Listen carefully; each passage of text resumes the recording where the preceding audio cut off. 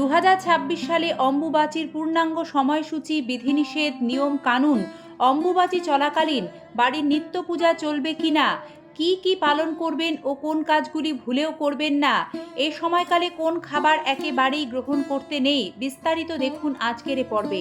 নমস্কার দর্শক বন্ধুরা, সিংহরায় ডোরবেল সনাতনী বার্তার নতুন আরও একটি পর্বে আপনাদের সকলকে স্বাগত জানায়।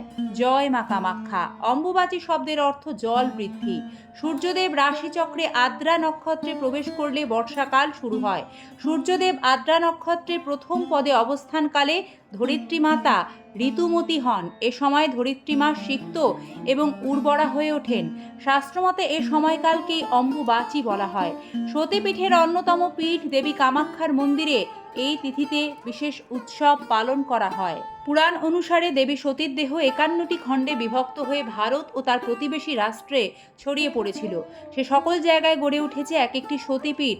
সেগুলির মধ্যে ভারতের আসামে অবস্থিত নীলাচল পর্বতে কামাখ্যাতে পড়েছিল দেবীর যোনি, তাই সেই অঞ্চল যোনিপীঠ নামেও খ্যাত। আর সে কারণেই অম্বুবাচী চলাকালীন কামাখ্যা মন্দিরের গর্ভগৃহ বন্ধ থাকে। অম্বুবাচী নিবৃত্তি অর্থাৎ ছেড়ে গেলে দেবীর দর্শনের ব্যবস্থা করা হয়। 2026 সালে অম্বুবাচী শুরু হচ্ছে, অর্থাৎ অম্বুবাচীর প্রবৃত্তি বাংলার 7ই আষাঢ়, ইংরাজির 22শে জুন সোমবার রাত্রি 9:10 গতে। অম্বুবাচী ছাড়বে, অর্থাৎ অম্বুবাচী নিবৃত্তি বাংলা 11ই আষাঢ়, ইংরাজি 26শে জুন শুক্রবার সকাল 9:33 গতে। দর্শক বন্ধুরা, এবার আমরা দেখে নেব অম্বুবাচী চলাকালীন সময়ে বিধিনিষেধ ও নিয়ম কানুন কি কি। অম্বুবাচী নিয়ে সবচেয়ে বেশি যে কৌতূহল এবং প্রশ্ন সকলের মনেই প্রায় থাকে, তা হলো অম্বুবাচী চলাকালীন সময় কি বাড়ির নিত্য পূজা করা যায়। এ প্রশ্নের উত্তর অবশ্যই বাড়ির নিত্য পূজা করতেই হবে। যাদের বাড়িতে গোপাল রয়েছে, নিত্য গোপাল সেবাও দিতে হবে। অম্বুবাচী চলাকালীন সময়ে যদি একাদশী তিথি পড়ে, পূর্ব সংকল্প করা কোনো বাৎসরিক পূজা পড়ে, রথযাত্রা পড়ে, এই সব কিছু শাস্ত্রমতে কিন্তু নিত্যকর্মের অন্তর্গত। তাই অম্বুবাচীতে নিত্যকর্মে কোনো বাধা বা বিধিনিষেধ থাকে না। যথা নিয়মে এইগুলি পালন করতেই হবে। অম্বুবাচী চলাকালীন সময়ে ধূপ দীপ দেখিয়ে বাড়ির নিত্য পুজো করবেন। শাস্ত্রমত অনুযায়ী অম্বুবাচী চলাকালীন সময়ে যাদের ঠাকুরের আসনে দেবী বা মাতৃস্বরূপা যে কোনো মূর্তি বা পটচিত্র থাকে, সেটিকে লাল কাপড় দিয়ে ঢেকে দিতে হয়। এক্ষেত্রে কিন্তু দেবী মূর্তির মুখ ঢাকবেন না। তার মানে এই নয় এই জন্য নিত্য পুজো করা যাবে না। অম্বুবাচীতে কাম্যকর্মে বাধা থাকে। এই কাম্যকর্ম কি? কাম্যকর্ম হলো নতুন করে সংকল্প করে কোনো মঙ্গল বা শুভ কাজের সূচনা, যেমন বিবাহ, গৃহপ্রবেশ, অন্নপ্রাশন, উপনয়ন, নতুন জমি কেনা বেচা বা কোনো ব্যবসা শুরু করা ইত্যাদি। এইগুলি অম্বুবাচীর মধ্যে করতে নেই। অম্বুবাচীর মধ্যে খুব দূরে যাত্রা করতে নেই।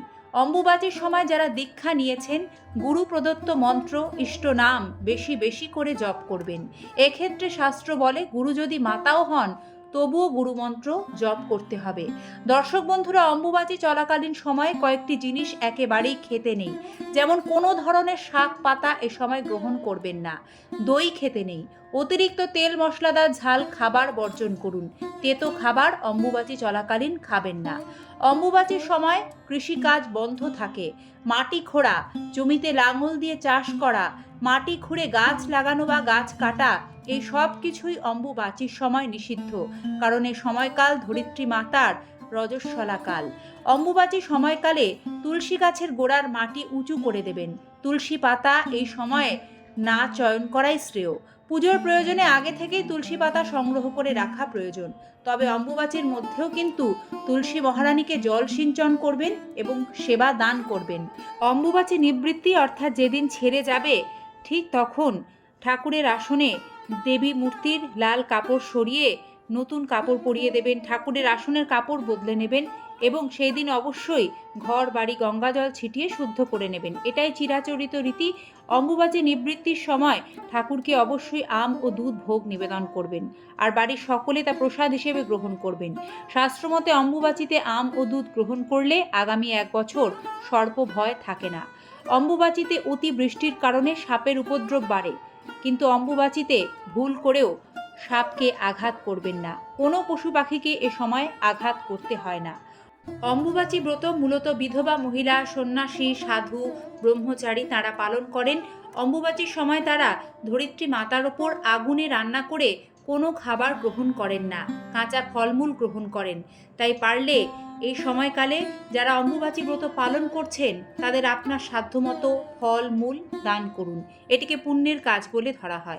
অম্বুবাচী শেষ হওয়ার পর সম্ভব হলে বাড়ির সদর দরজায় লাল সুতো বাঁধুন এবং কামাখ্যা মায়ের কাছে আশীর্বাদ প্রার্থনা করুন।